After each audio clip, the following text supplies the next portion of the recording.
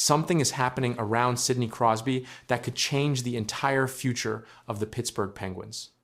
The captain has made it clear that retirement is not what he is thinking about, but there's another decision getting closer. A new contract could be coming, yet Crosby and Pittsburgh have not settled everything. So what happens next could shock Penguins fans. Sidney Crosby's future in Pittsburgh is suddenly becoming one of the biggest stories around the NHL. Crosby is entering the final season of his current Penguins contract, but that does not mean he is preparing to walk away from hockey. In fact, Crosby has already made one thing very clear. Retirement is not his focus right now. When he was asked if he was thinking about retiring after the 2026-2027 season, his answer was simple: not at all. That answer matters because Crosby is not just another veteran player. He is the face of the Penguins and has spent his entire NHL career in Pittsburgh. He has won 3 Stanley Cups, 2 Hart trophies, and has become the franchise's all-time points leader. After 21 NHL seasons, he still produced 74 points in 68 games during the 2025-26 regular season. That included 29 goals and 45 assists. Even after dealing with injuries, Crosby remained Pittsburgh's leading scorer. Now comes the big question. What happens after his current contract ends? Crosby signed a 2-year extension in September 2024. That deal carries an average value of $8.7 million per season and runs through the 2026-27 campaign. He is eligible for another extension, but Crosby has explained that he prefers to take his future year by year. Importantly, he said that approach is about contracts and giving the Penguins flexibility, not because he has decided how many years he has left to play. And now there is fresh movement around the situation. NHL reporter Josh Yohe of The Athletic has reported that there is a real chance Crosby could sign another contract with Pittsburgh before the 2026-27 season begins. That does not mean a deal is done. It means the door is clearly open, and both sides appear interested in finding a way forward. Crosby's own words also point in that direction. He explained that going year to year is mainly about giving the Penguins more flexibility. He said it has nothing to do with how long he wants to play. That is a major difference. Crosby is not saying, I have 1 season left. He is saying that he wants to keep looking at his career 1 season at a time while helping Pittsburgh build the best team possible. And Crosby still has plenty left to offer. In 2025-26, he scored 29 goals and 45 assists for 74 points in only 68 games. He led the Penguins in scoring and continued his amazing run of production. He also recorded at least 1 point per game for the 21st straight season, moving farther ahead of Wayne Gretzky's previous NHL record of 19 such seasons. Those numbers make it much harder to argue that Crosby is simply hanging around for one final farewell season. There is also a bigger reason Crosby's next contract matters. Pittsburgh is trying to build a team that can compete for another Stanley Cup. The Penguins returned to the playoffs in 2026 after missing them since 2022, but their run ended in the first round against the Philadelphia Flyers. Crosby wants to win, and the team knows that keeping its captain means more than simply keeping a star player. It means keeping the leader who has been at the center of the franchise for more than 2 decades. Pittsburgh has also kept another major piece of Crosby's generation. Evgeny Malkin signed a 1-year contract worth $5.5 million for the 2026-2027 season. Malkin and Crosby have spent their entire NHL careers together in Pittsburgh, and the decision keeps that partnership alive for at least another season. So now the pressure shifts to Crosby and the Penguins. A short extension could give Crosby control and give Pittsburgh's salary cap flexibility. It could also allow the Penguins to keep building around their captain without making a huge long-term commitment. But if Crosby signs, fans will immediately ask the next question: how many more seasons can Sidney Crosby lead Pittsburgh? For now, one thing is clear. Crosby has not closed the door on his Penguins career. Quite the opposite. He has said retirement is not what he is thinking about, and a new contract could be coming sooner than many expected. The next move may decide not only Crosby's future, but also what the final chapter of the Penguins legend looks like. Something about Auston Matthews' offseason has Maple Leafs fans asking serious questions. The captain is back in Arizona, working with a sports chiropractor known for helping athletes with back pain, and that detail has suddenly caught fire. But is this simply smart preparation for a full comeback? Or is there something more going on that nobody is talking about yet? Auston Matthews has already been through a brutal season, and now his off-season recovery is giving Maple Leafs fans another reason to pay attention. The Toronto captain missed the final part of the 2025-26 season after suffering a serious left knee injury. It was a grade 3 MCL tear along with a quad contusion after a knee-on-knee collision with Anaheim Ducks defenseman Radko Gudas. The injury ended Matthews' season after just 60 games. The injury was serious enough that Matthews needed surgery. NHL.com reported that he had the procedure in March with an expected recovery time of about 12 weeks. That put his focus firmly on getting healthy for the 2026-27 season. Matthews finished the season with 27 goals and 53 points in 60 games, but the bigger concern for Toronto was getting its captain back on the ice. A recent report shared by Leafs Chronicle says Matthews has been spending part of his offseason in Arizona working with sports chiropractor Sean Robeck. Robeck is known for working with athletes who deal with back pain. Photos and comments about Matthews' condition have also led fans to notice how strong he looks as he prepares for the new season. That sounds positive on the surface.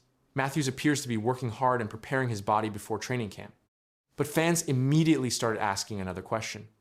Why is a player recovering from a major knee injury working with someone known for treating back problems? There's an important difference between what fans are asking and what has actually been confirmed.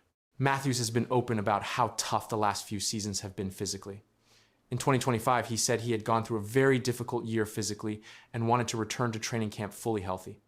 Sportsnet also reported that his back problems had been an issue dating back to the 2024 training camp. Matthews has always been careful about what he shares about his health, saying that he has the right to keep some medical details private. Remember, the confirmed injury that ended his 2025-26 season was his left knee. NHL.com reported that Matthews suffered a grade 3 MCL tear and a quad contusion after the collision with Radko Gudas. He later had surgery, with an expected recovery time of about 12 weeks. In April, he said he expected to be physically ready to start the 2026-27 season. That is a major detail because it means the public information does not point toward Matthews being ruled out or facing a known setback. The first thing is his movement when training camp begins. Can Matthews skate freely? Can he make hard turns? Can he battle for the puck without protecting his knee? And most importantly, can he handle the daily physical pressure of an NHL season? The second thing is his workload. Toronto needs Matthews at his best, but the team also needs to make sure it does not push him too hard too early. A healthy Matthews is far more valuable than a superstar trying to play through another serious problem. Matthews is entering a huge period for the Maple Leafs. Toronto missed the playoffs in 2025-26, and the team has gone through major changes in its hockey operations leadership. General Manager John Chayka has said Matthews wants to win in Toronto, while Matthews himself has said he cannot predict what his long-term future will look like. If Matthews returns healthy and plays like the superstar Toronto knows he can be, the entire mood around the Maple Leafs could change. But if his body once again becomes a problem, the questions will become much louder. For now, there's no confirmed new back injury. The chiropractor report does not prove that one exists. What it does show is that Matthews is taking his off-season preparation seriously. And that may be the most important part of this entire story. After a season that ended with a major knee injury, Auston Matthews appears determined to make sure his body is ready before the pressure starts again. Now, all eyes will be on what happens when he finally returns to the ice. Everyone thought Gavin McKenna would become Toronto's next superstar the moment he arrived. But the Maple Leafs gave him a message that shocked everyone, and it completely changed his future. What they told him behind the scenes could reshape everything fans expected. A player expected to become the face of Toronto arrived with a very different assignment. Gavin McKenna entered the Maple Leafs organization after being selected first overall in the 2026 NHL draft, but the message from team officials was not about rushing him into a starring role. From his first day in Toronto, the focus stayed on development, patience, and building for the future. That direction quickly changed the conversation around his place in the organization. The first overall pick always brings high expectations. Toronto made McKenna the top selection because of his production, skating, vision, and complete game. But the organization also spoke about qualities that do not appear on a score sheet. During his first media appearances, McKenna described the moment as a dream. He said, "It's pretty surreal." The excitement around the selection was clear, but the club also made it clear that his next steps would follow a long-term plan rather than a fast track to NHL stardom. That plan became more visible only days later. McKenna reported to the Maple Leafs development camp instead of preparing for immediate NHL action. The camp placed him with coaches, prospects, and player development staff. The sessions focused on skating drills, systems, fitness testing, and learning how the organization operates. Those details show that Toronto viewed him as a player who would be developed step by step instead of being placed under instant pressure.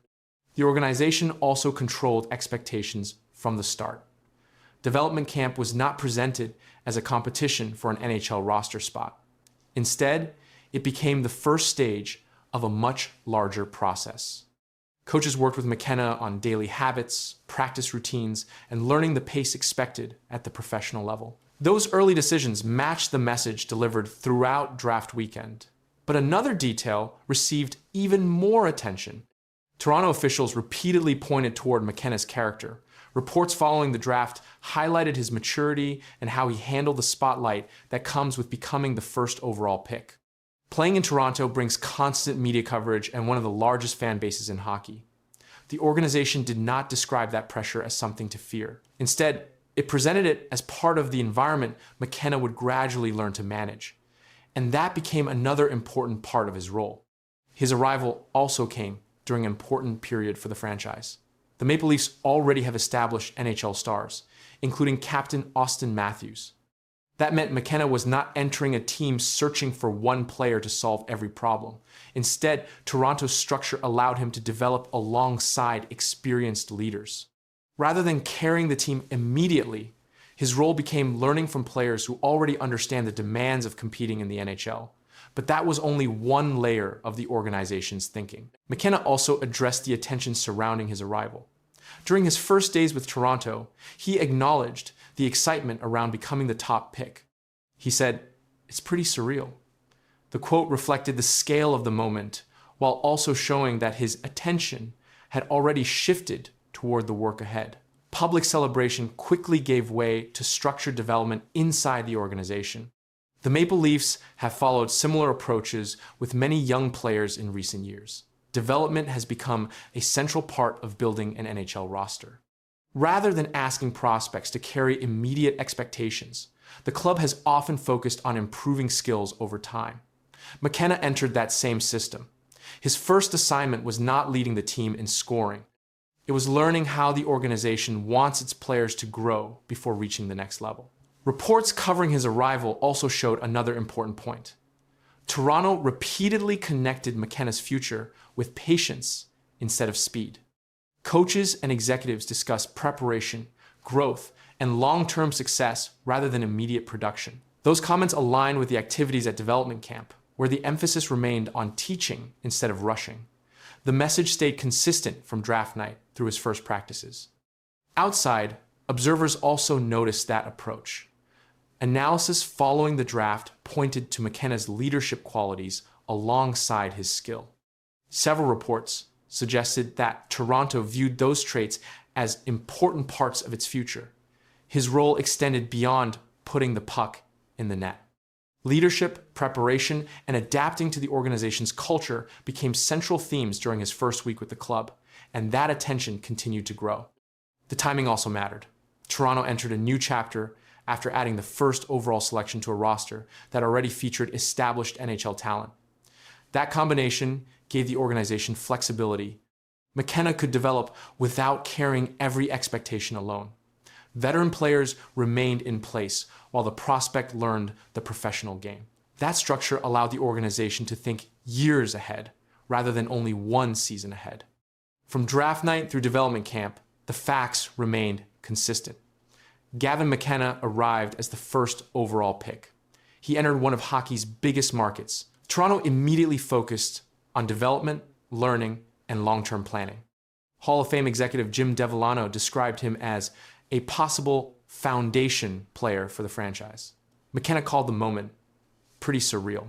Those statements, combined with the organization's actions, showed that his first role in Toronto was not to become the team's instant superstar. His first role was to become the player the Maple Leafs believe can anchor the franchise for years to come, while the next stage of that plan continued behind the scenes. One simple photo has Maple Leafs fans talking again, and the internet is filled with one big question. Why were Mitch Marner and Auston Matthews standing together after everything that happened? The images spread fast, emotions exploded, and fans started wondering if this reunion means more than just friendship. But before jumping to conclusions, there's an important part of this story that almost everyone is missing. Mitch Marner may now wear the colors of the Vegas Golden Knights, but one recent post reminded hockey fans of his years with the Toronto Maple Leafs. During the NHL offseason, Marner shared a group of photos from his summer on social media. At first, the pictures looked like normal offseason memories, but one photo quickly caught everyone's attention. It showed Marner standing with Auston Matthews and several former Maple Leafs teammates during Frederik Andersen's wedding celebration. Within hours, the picture was being shared across hockey pages, and fans everywhere started talking about what it could mean. For many Maple Leafs fans, seeing Marner and Matthews together again brought back a lot of memories. The two stars spent years playing on the same team. They celebrated exciting wins, fought through tough playoff losses, and became two of the biggest faces of the franchise. Even though Marner has now started a new chapter with the Vegas Golden Knights, the friendship between the former teammates was clear in the wedding photos. The smiles and relaxed moments show that time together away from the ice can still bring old teammates together. The wedding itself made the reunion even more special. Frederik Andersen was not just another teammate. During his years with Toronto, Andersen became one of the team's most trusted goalies and shared many important moments with both Marner and Matthews. Over the years, Andersen and Marner have spoken warmly about their friendship. Even after Andersen left Toronto, they stayed in touch. That made his wedding the perfect place for former teammates to meet again, celebrate together, and enjoy time away from hockey. As the photos spread online, fans quickly began creating their own stories. Some people wondered if the reunion meant Marner missed Toronto. Others asked if Matthews wanted his former teammate back with the Maple Leafs one day. A few even suggested that something bigger could be happening behind the scenes. But it is important to separate excitement from facts. There has been no announcement about Marner returning to Toronto. There has been no report of contract talks, trade discussions, or secret meetings. The gathering happened because close friends came together to celebrate a wedding, not because of NHL business. It is also important to understand what these photos do not mean. Since Marner joined the Vegas Golden Knights, some fans have hoped he could return to Toronto one day. Others have wondered if he still keeps in touch with his former teammates. The wedding photos answered one question. Yes, the friendships are still there. But they did not answer another question that many fans continue asking. There has been no official report that Marner wants to return to the Maple Leafs. There have been no trade talks announced, no contract discussions, and no sign that this reunion had anything to do with hockey business. It was a private celebration shared with friends. Frederik Andersen's wedding gave everyone a chance to step away from the pressure of the NHL. During the season, players compete against each other and focus on helping their own teams win. But away from the ice, many players remain close friends. That is exactly what fans saw in these pictures. They saw former teammates laughing together, celebrating an important day, and enjoying time with people who have shared years of memories. Sometimes, the strongest hockey stories are not about goals or championships. They are about the friendships that continue long after teammates go their separate ways. Still, it is easy to understand why Leafs fans became emotional. For years, Marner and Matthews were two of the biggest stars in Toronto. Many supporters believed that group had everything needed to win the Stanley Cup. Although that dream never became reality, fans still remember the excitement those teams created. Seeing Marner standing beside Matthews again reminded many people of what could have been. That feeling alone was enough to make the photo spread across social media and hockey news